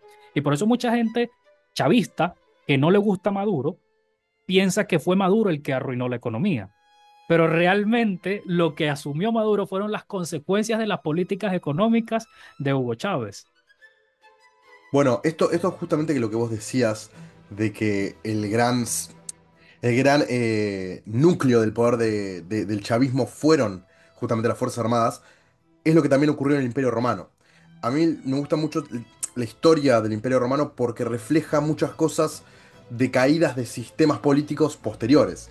Y uno fue ese justamente, el tema económico, el tema de que el imperio se estaba expandiendo cada vez más y que eso implicaba un gasto de dinero para justamente las fuerzas del imperio para poder seguir expandiéndose. Y cómo justamente, digamos, el último periodo imperial de Roma fueron golpes de estado hechos por los propios ejércitos romanos. Digamos, el propio ejército iba matando emperadores y el general iba sucediendo al otro emperador. Y así fue como, digamos, socialmente el imperio cayó. Después económicamente también, cómo empezaron a tener que generar inflación por lo que en ese momento era la emisión monetaria, que era justamente agarrar una moneda, la derretían y creaban dos monedas. Así Por que ejemplo, sí, eh, eh, durante el periodo de Chávez, solo y exclusivamente por conceptos de petróleo, aquí no incluimos minería, ni gas, ni nada de eso, ingresaron a Venezuela alrededor de 950.000 millones de dólares. Y tenemos hospitales horribles, asquerosos, las escuelas no sirven, la vía pública horrorosa, sí, y el país totalmente quebrado. sí, también hay mucha gente que incluso, yo cada vez estoy más de acuerdo con esta tesis, de que a veces los recursos naturales para un país son una maldición. Es una maldición. Ujú. Porque muchas veces se cree que un país es económicamente poderoso por cuántos recursos naturales tenga. Y si bien hay casos en donde eso es real, porque tenés los casos nórdicos o Estados Unidos, en otros casos los países con mayor PIB per cápita del mundo, o incluso, bueno, Qatar, no tienen prácticamente ningún recurso. Suiza, Liechtenstein, Mónaco son países que directamente no tienen prácticamente tierra cultivable y son países. Singapur es otro ejemplo de eso. Exactamente. Y lo que sí tienen justamente están muy profesionalizados. Tienen gente Ujú. muy capaz en aspectos computacionales o en parte financiera o incluso, digamos, la parte de chocolatería suiza o, bueno, elementos más bien técnicos. Entonces, un poco muchas veces se cree que si vos no tenés recursos, el país está acabado y la verdad que Sí. muchas veces los recursos son una maldición Es porque más, es la mejor ruta para nacionalizar una empresa y que sea directamente una empresa privada para los políticos. Venezuela tuvo un crecimiento sostenido desde inicios del siglo XX hasta los años 70. Siempre fue un país que creció de manera sostenida y racional. Cuando te digo que ese yo para mí, ese es el punto de inflexión de la economía venezolana, que es la nacionalización de la industria petrolera. Antes de eso, Venezuela trabajaba con concesiones. Se quedaba un porcentaje y las empresas privadas extranjeras pues explotaban el suelo venezolano. Y durante todo ese tiempo, durante 80 años, ponle 70 años, Venezuela fue un país que creció de una manera increíble y que se estaba desarrollando y que era el país que más crecimiento tenía en toda la región. Y era el país a donde todo el mundo quería ir. Porque nosotros olvidamos, o Latinoamérica, la gente joven, olvida o no sabe que Venezuela fue un país que recibió muchísima inmigración de todos lados del mundo. Acá hay muchos españoles, acá hay muchos italianos, muchísimos portugueses que vinieron entre los años 40, 50 y 60. Y para los años 70 y 80 llegaron millones de colombianos. Y también vino mucha gente de Chile por el tema de la dictadura de Pinochet. Es decir, Venezuela es un país que se acostumbró a recibir inmigrantes. Y precisamente por la solidez económica que tenía, porque había trabajo en demasía. Este gobierno de Pérez Jiménez que te mencioné, daba muchas facilidades para obtener la nacionalidad venezolana, sobre todo a inmigrantes europeos, porque Venezuela era un país en esa época que tenía una tasa de analfabetismo que llegaba casi al 50%. Entonces necesitábamos gente preparada, gente con estudios en agricultura o con conocimientos técnicos en carpintería, en construcción y demás. Entonces los europeos, que apenas estaban saliendo de la Segunda Guerra Mundial y que sus economías y países estaban completamente destruidos, una política migratoria que aplicó Pérez Jiménez fue de recibir a estos europeos y que tuviesen estos conocimientos técnicos y que ayudaran a progresar al país.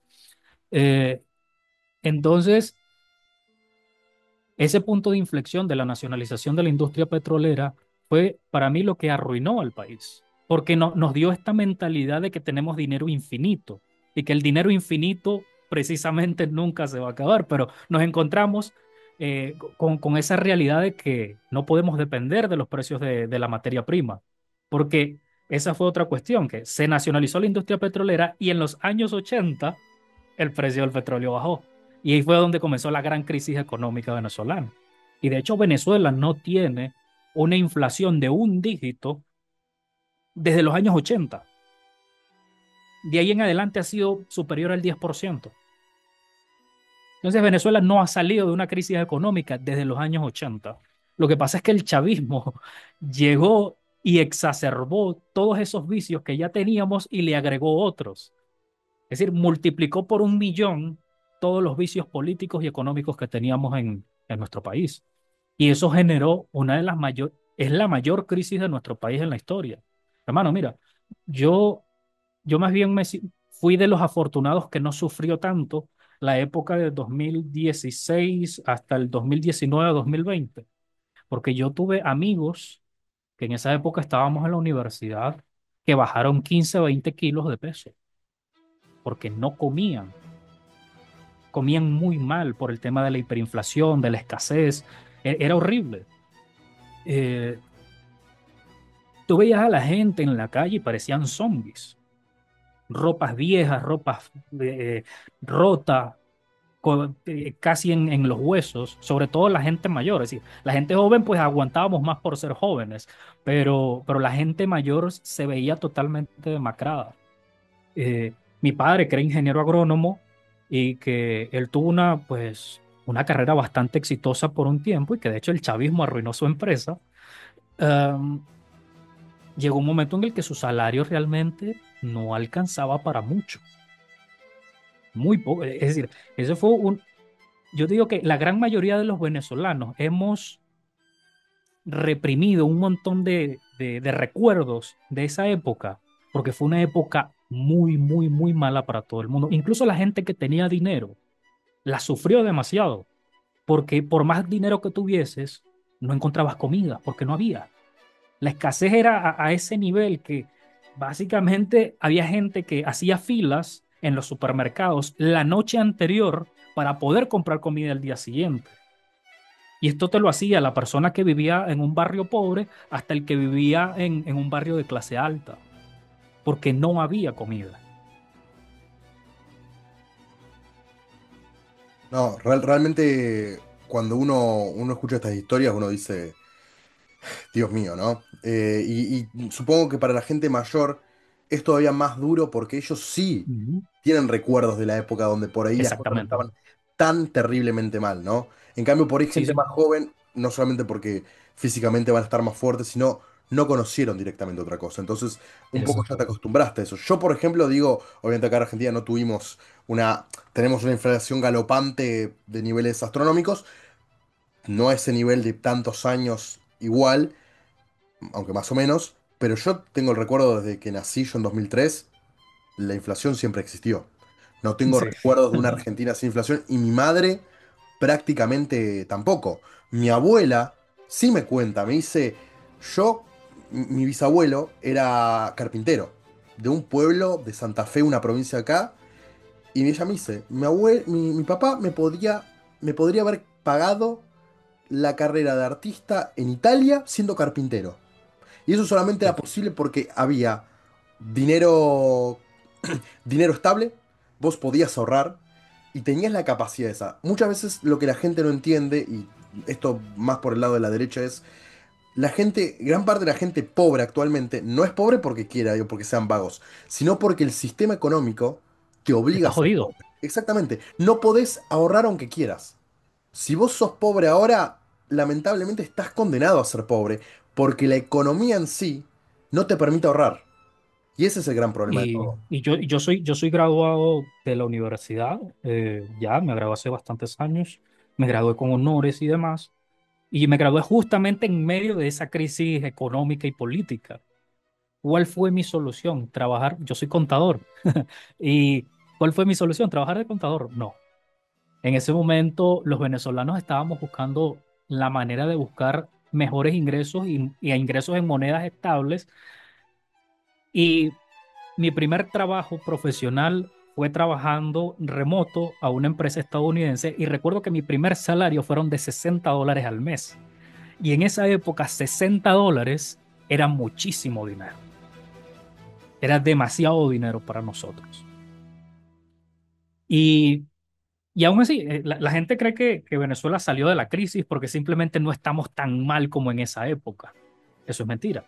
Lo que pasa es que, claro, ahora hay comida en todos lados, hay un montón de restaurantes. Eso es cierto, sí. Bueno, como en todo país, en ningún país cae en la completa y total miseria absoluta. Ninguno. Pero la cuestión aquí ahora es de consumo. La gente no tiene plata para comprar.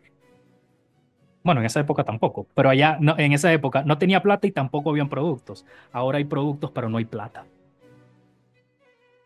Claro, y vos cómo viviste ahora este último periodo desde que volvió a ganar Maduro las elecciones para sorpresa de nadie y hasta el día de hoy con el tema de esta especie de cuasi bloqueo naval de Trump? No, bueno. Yo viví entre 2021 y 2023 en Colombia por un tiempo.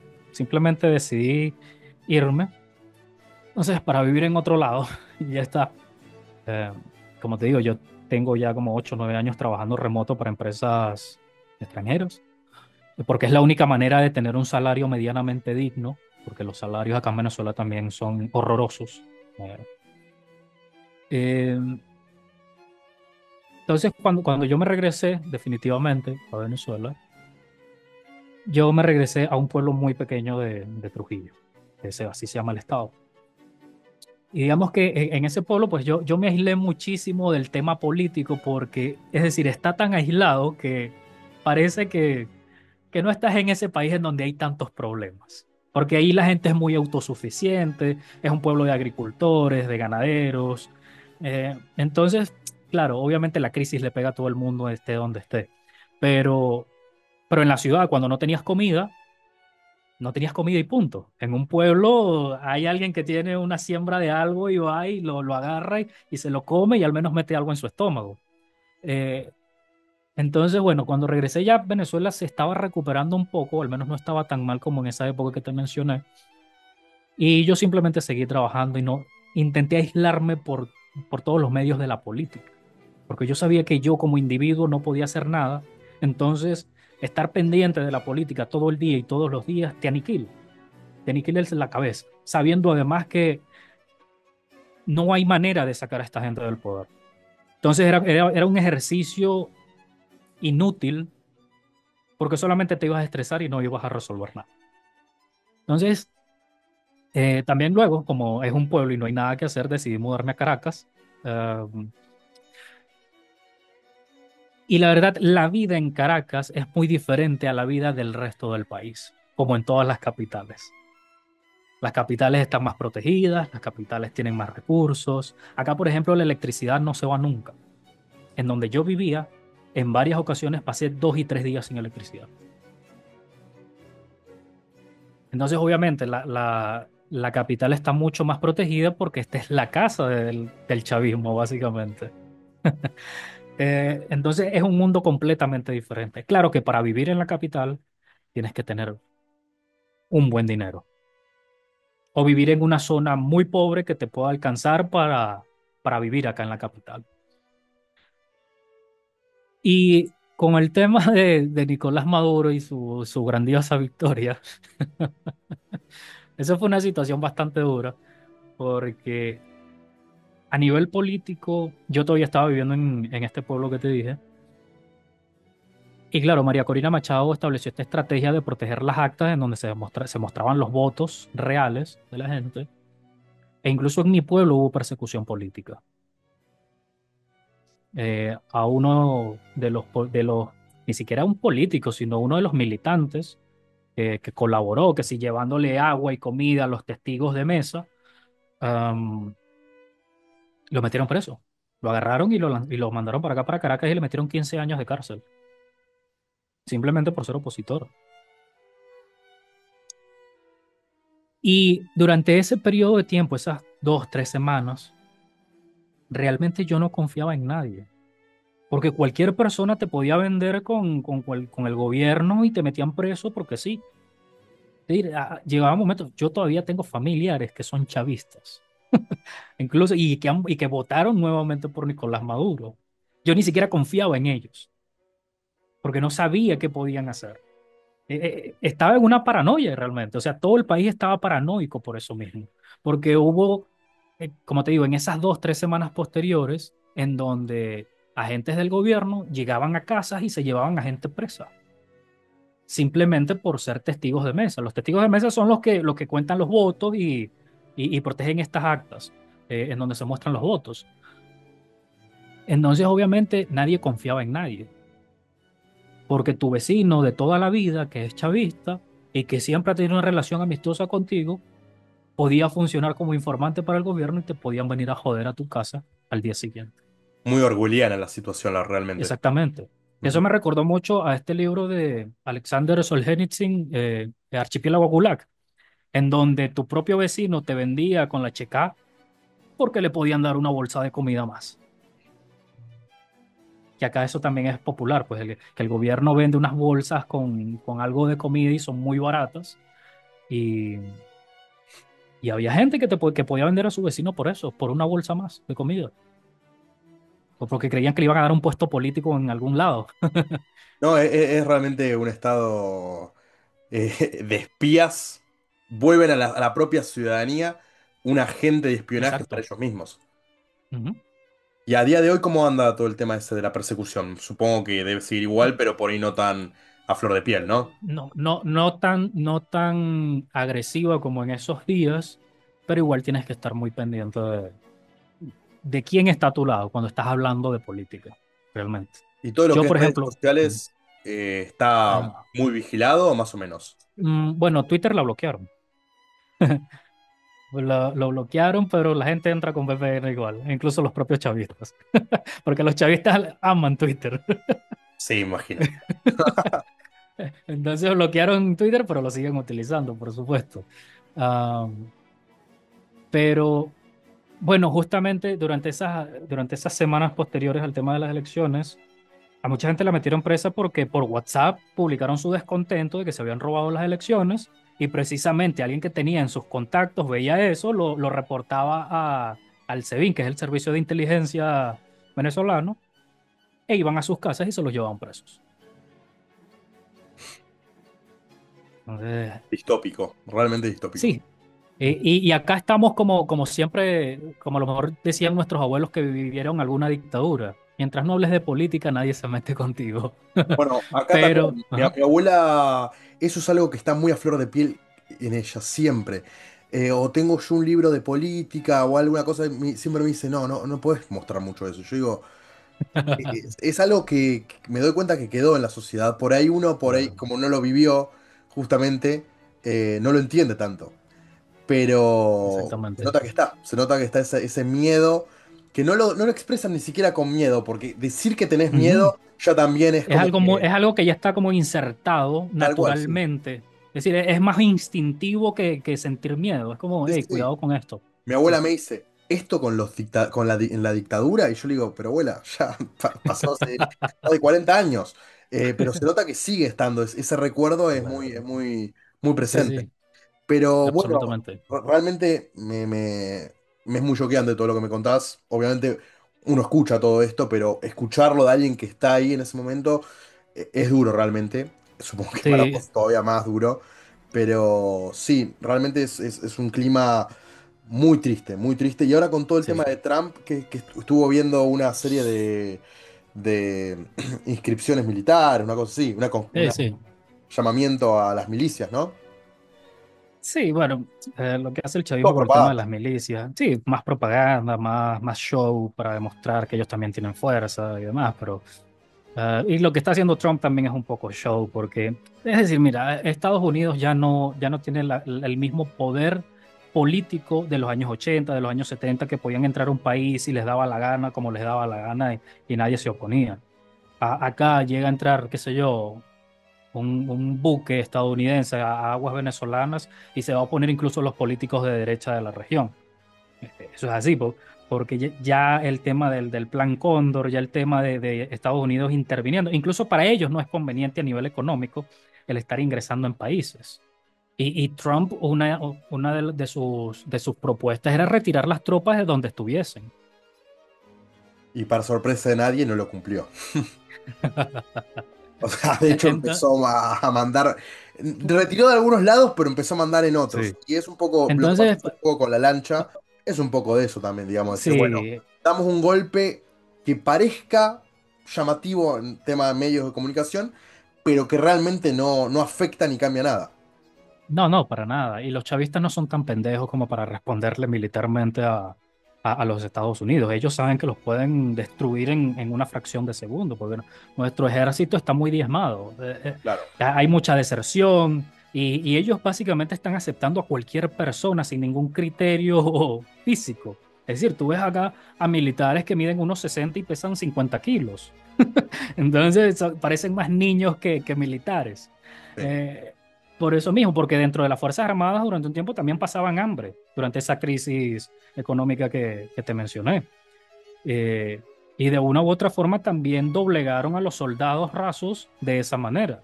De, porque obviamente los oficiales, tenientes, los coroneles, los generales nunca pasaron hambre, evidentemente. Claro. Em, ¿Y vos ves pero sí, cercana un cambio de régimen en Venezuela o lo ves muy no. lejano? No lo veo cercano, la verdad. Lo veo poco probable, porque mucha gente se enfoca demasiado en Maduro o en Diosdado Cabello, que son las figuras más reconocibles del chavismo, pero es que detrás de ello hay cientos o miles más que pueden asumir su posición, Claro, está fácilmente. este Sí, Tarek William Saab, ¿no? También. sí, que él es el fiscal general del país. Eh, pero mira, incluso dentro del chavismo se purgan, porque también metieron preso a otro Tarek que era Tarek El Aissami, que él fue un hombre de confianza del chavismo durante un montón de años, incluso yo creo que llegó a ser presidente de PDVSA, que es la empresa estatal de petróleo de Venezuela, y simplemente un día decidieron meterlo preso por caso de corrupción y no sé qué más, que se robó 20.000 millones de dólares y lo desaparecieron.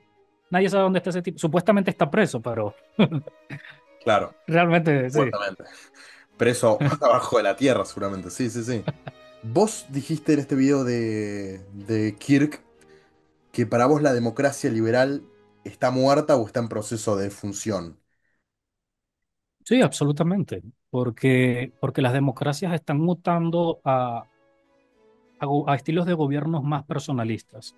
Yo creo que el ejemplo más claro actual es el de Nayib Bukele, que, ok, ganó sus primeras elecciones, luego modificó la constitución para reelegirse otra vez, ganó con el 80 y tantos o 90 y tantos por ciento de los votos, y es un casi emperador, básicamente, un casi dictador, un casi rey de El Salvador. Y es imposible que ese hombre vuelva a perder unas elecciones presidenciales. Y yo creo que en eso están mutando todas las democracias. Es un caso más visible por lo, por lo escandaloso que es Bukele, en el sentido de que es muy, muy extravagante. Y, y bueno, Venezuela pasó por ese proceso también de que se eliminaron las limitaciones para reelegirse. Eso lo cambió Chávez. Eh, en Colombia creo que se intentó una vez, pero se rechazó. Claro. Incluso, bueno, en Estados Unidos es mucho más difícil, pero incluso Trump ha insinuado ese tipo de cosas. Sí, y acá en Y las Argentina democracias... también yo lo veo con tanto personajes de la izquierda como Cristina Kirchner, como con Milei también. O sea, yo digo, sin Milei, el partido La Libertad Avanza no existe. Y no Claro, por supuesto. parece haber otro personaje que esté, ni siquiera que pueda políticamente, tipo, reemplazarlo, sino que la gente tampoco va a responder a otro personaje. Si le va Exacto. mal a Milei, digamos, se cae todo también. O sea, todo se está tirando para ese lado personalista, como vos decís, y lo ves incluso tanto de la izquierda como de la derecha. Sí, absolutamente. Por ejemplo, España es otro ejemplo de eso. Eh, es una democracia parlamentaria, sí, por supuesto, pero Pedro Sánchez ya lleva un montón de años ahí y va a seguir lanzándose a las elecciones o sea, técnicamente presidenciales. Eh, entonces, la democracia como la conocemos, o sea, realmente ya no existe lo que ya estaba implantado. Ahora estamos mutando a otra cosa, una cosa que mezcla elementos de la democracia con elementos más personalistas, más partidistas. Eh, Entonces, para mí la democracia liberal ya murió. Ahora estamos como en una etapa de transición hacia lo nuevo que va a venir, que puede ser más democrático, que puede ser más autoritario, pero va a ser una cosa totalmente diferente a la democracia. Los que creo que tenemos una mirada un poco más cínica con todo esto, creo que estamos cada vez más, no sé si la palabra seguro, pero sí eh, preveemos que, que va a desembocar en un sistema más autoritario y probablemente Ujú. más tecnocrático, en un sistema donde el tema de las redes sociales y lo virtual va a empezar a tener mucha predominancia, tanto a la Sí, hora de sí. ganar elecciones, como a la hora de controlar a las personas, como a la hora también de gobernar. Entonces, es todo mucho más, creo que creo que prefiero un sistema más autoritario clásico antes que este sistema autoritario Sí. estamos yendo, porque es un sistema del cual no puedes escapar. Y eso creo que es Y lo, no va a escapar. y no vas a escapar. Y eso creo que es lo más que más asusta, ¿no? Porque si bien estas sistemas autoritarios, como por aquí la Venezuela de Chávez o Maduro, te clausuran las redes sociales, pero las puedes acceder por un VPN. En cambio, en un Sí, sí. sistema más tecnocrático donde todo sea digital, la situación se vuelve mucho más escalofriante. Y yo creo que no mucha gente le está prestando atención a eso. Ujú. Mucha gente se queda en el tema de que vos decís esto, la democracia está muriendo, lo decís de una forma crítica y es como, que eres una dictadura, o decís que hay que pensar en otro sistema, o vamos a cuestionemos un poco lo que tenemos ahora porque se está yendo para un lado medio raro. Parece que la gente no puede salir de esas dicotomías. Dicotomías que también lo ves Claro. en la política, ¿no? Que se refleja un poco con este bipartidismo que habíamos hablado antes. Sí, sí, por supuesto. Pero yo creo que lo mejor que podemos hacer los ciudadanos es intentar surfear ese nuevo sistema que viene, porque al final del día los que controlan la política son pocos y realmente como ciudadanos no podemos hacer demasiado. Yo estoy muy de acuerdo con eso. Realmente hay que buscar, justamente lo que yo siempre digo es, como te había hablado de esta tierra cospaya, digo, hay que buscar, las cospayas del futuro van a ser más virtuales, van a ser más, digamos, de comunicación entre individuos más que físicas. Y eso es un poco lo que creo que apunto yo con estos canales, con estas formas de comunicar entre distintos divulgadores, para empezar a crear, digamos, por lo menos redes de contactos que tal Ujú. vez en un futuro muestren, digamos, sus raíces. Así que, Claro. bueno, Roland, la verdad que fue una charla espectacular. Espero volver a tenerte y si en algún momento querés también charlar algún tema en tu canal, eh, 100% estoy disponible. Me gustan mucho tus videos, así que nada, muchísimas gracias por aceptar este No, espacio. muchísimas gracias a ti por invitarme, por supuesto. Tengo planeado hacer unos directos también en el futuro y probablemente te invite a uno de ellos. Bueno, 100% disponible. Muchísimas gracias y obviamente vayan a seguir a su canal Ludos Políticos. También tenés las redes, así que muy buen contenido y estoy seguro que les va a gustar mucho. Así que bueno, muchas gracias.